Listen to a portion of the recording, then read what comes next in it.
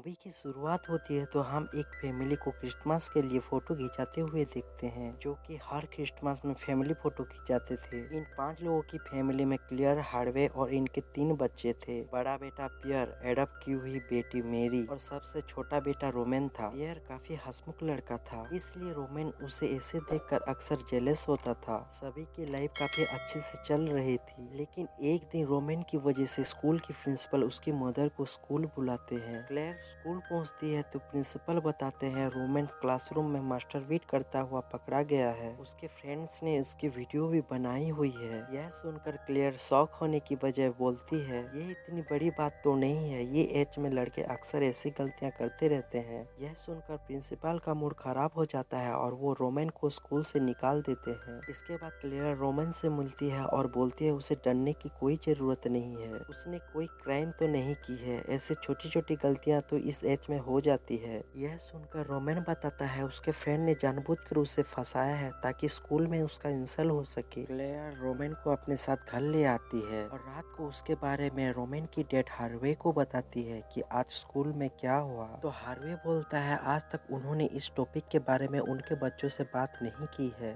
जिस वजह से आज ये नौबत आई है। तो क्लेयर भी बोलती है कि उनके बच्चे बड़े हो चुके हैं, अब तो उन्हें इस बारे में बात करनी ही चाहिए ताकि वो अवेयर हो सके। और ऐसे ही ये दोनों बातें करते हुए फिजिकल हो जाते हैं। और फिर अगली सुबह होने पर क्लेयर अपने बच्चों से उनके रिलेशनशिप के बारे में पूछती है, वो कैसी चल रही है। और जब रोमेन की बारी आता है तो रोमेन बताता है मेलेनी के साथ उसका ब्रेकअप हो चुका है, लेकिन आजकल वो कोरेल से रिलेशन बनाने में लगा हुआ है। इसके बाद क्लेयर माइक से मिलता है जो उनका गार्डन संभालने का काम करता है। वो उसे पूछती है उसकी वाइफ की मौत के बाद वो अपनी सेक्सुअल नीड्स को कैसे पूरा करता है। तो माइक बताता है हाल ही में ही उसे एक लेडी पसंद आई थी। वो बात आगे बढ़ता उससे पहले उसे समझ में आ गया था अगर वो ऐसा करेगा तो उसका मरी हुई वाइफ को बुरा लगेगा, वो उसके साथ चीट नहीं कर सकता, इसलिए वो मास्टर वेट करता है। इसके बाद हम हार्वे को रोमेन के साथ देखते हैं। वो रोमेन को अवेयर करने के लिए वो उसके रिलेशनशिप के बारे में बात करता है। तो यहाँ रोमेन अपनी डेट से इस बारे में बात करने के लिए अनकंफर्टेबल फील करता है,